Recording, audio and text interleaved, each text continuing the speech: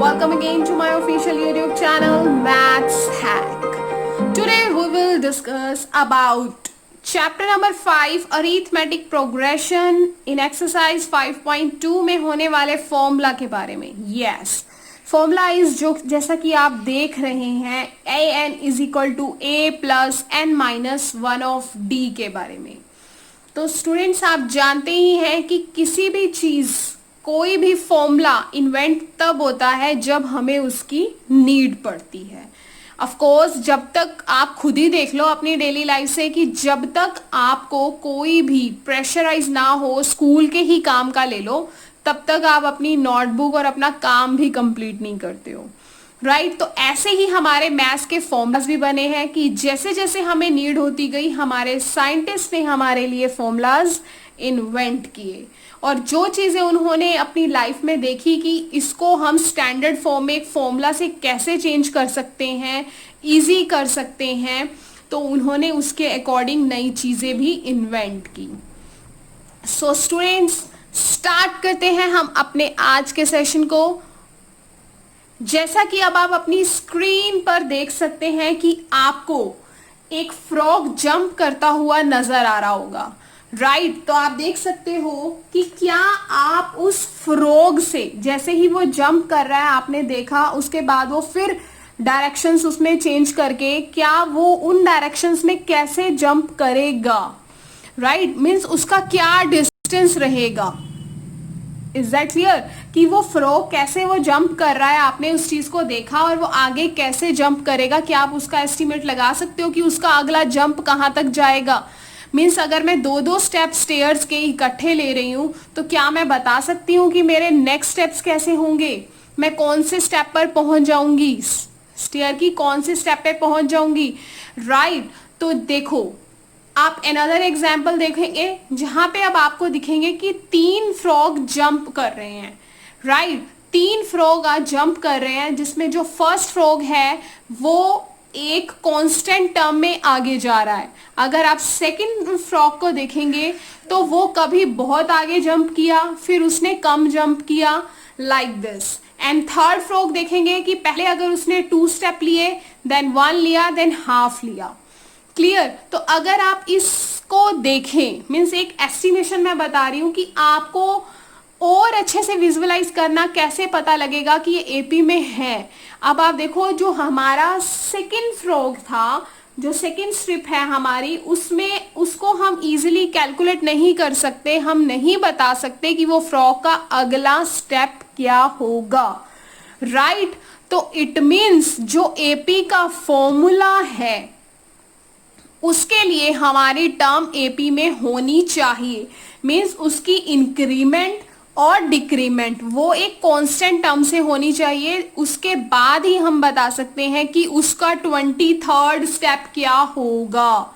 Right कुछ भी जो टर्म एपी में है वो हम तभी उसके आगे स्टेप्स बता सकते हैं. So let's take another example. अब जैसा कि अब आप देख ही रहे हैं कि मैंने अपनी सुंदर हैंडराइटिंग में लिखा है an is equal to a plus n minus 1 of d. तो स्टूडेंट्स हमेशा कंफ्यूज हो जाते हैं कि difference between a and n क्या होता है. a का मीनिंग तो फर्स्ट नंबर होता है, d का मीनिंग कॉमन डिफरेंस होता है. सो an और a में बच्चे जो स्टार्टिंग में करते हैं वो मैं सबके बारे में नहीं बोल रही हूँ. राइट सबके बारे में नहीं, जो स्टूडेंट कंफ्यूज हो जाते हैं नॉर्मली, तो सबसे पहले हम उस कंफ्यूजन को दूर करेंगे कि ये फॉर्मूला स्टैंडर्ड फॉर्म में कैसे बना. देखो सबसे पहले जो इसका बेसिक है वो कि जो हमारी सीक्वेंस है वो एपी में होनी चाहिए. सीरीज एपी में नहीं, sequence, this is the sequence AP में होनी चाहिए, तभी हम इस फॉर्मूला को अप्लाई करेंगे. तो आप देख सकते हैं ₹100. मान लो एक बच्चे की पॉकेट मनी फर्स्ट मंथ थी ₹100. बहुत अच्छे काम किए, बहुत अच्छे काम किए, मम्मी ने खुश होके सेकंड मंथ में पॉकेट मनी कर दी 200. फिर बहुत अच्छे काम किए, अब हो गई 300. अब तो लगा यार अच्छे करने ही पड़ेंगे, पॉकेट मनी बढ़ रही है, पैसे किसको बुरे लगते हैं.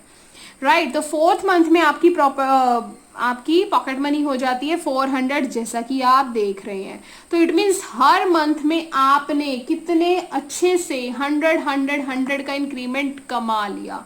वाह, बहुत खुश हो रहे होगे अब तो आप, राइट। तो अब देखो, अगर मैं इसको विजुअलाइज करूं तो 100 का इंक्रीमेंट है, तो yes we can apply this formula. सबसे पहली बात कि एपी में वो सीक्वेंस होनी चाहिए।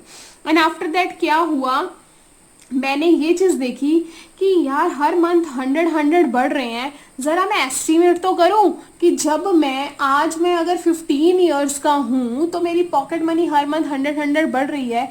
तो अगर मैं 18 मंथ का हो 17th 15 इयर्स का हूं तो अब मेरा 18 इयर्स में मेरी पॉकेट मनी कितनी हो जाएगी। मीन्स कितने ईयर का गैप हुआ, 2 इयर्स का गैप हुआ, 15 से 16, 16 से 17, 17 से 18, ओह 3 इयर्स का गैप। तो 3 इयर्स के गैप में आई थिंक आपको कैलकुलेशन आ ही रही होगी, है ना। तो 3 इयर्स के गैप में यार मेरी लास्ट पॉकेट मनी कितनी होगी। तो उस पॉकेट मनी को कैलकुलेट करने के लिए कि हमारी 3rd ईयर के मंथ में, इट मीन्स लास्ट में 12 12 12 36th मंथ में मेरी पॉकेट मनी क्या होगी, 36th मंथ। तो इट मीन्स एन हमारे पास क्या हो जाएगा उस टाइम पर 36th। और अगर मैं 2 इयर्स की बात करूं, अगर मैं आज 15 इयर्स की हूं तो आफ्टर 2 इयर्स मीन्स 17th, मैं 17 साल की जब हो जाऊंगी तो 12 एंड 12 क्या हो जाएगा 24। तो 24th मंथ में मेरी पॉकेट मनी लास्ट में क्या होगी। तो उस एन जो हमारा हो गया that is position, number of terms जो हमें कैलकुलेट करने हैं, राइट। तो एन का मीनिंग क्या हुआ, जो मेरी लास्ट उस मंथ में पॉकेट मनी होगी। तो देखो, अगर एन मैं देखना चाहूं कि मेरी 24th मंथ में क्या मेरे को मम्मी पैसे देने वाली है, तो मैं कैलकुलेट कर सकती हूँ। 124 -1 d common difference that is 100, you can see very well.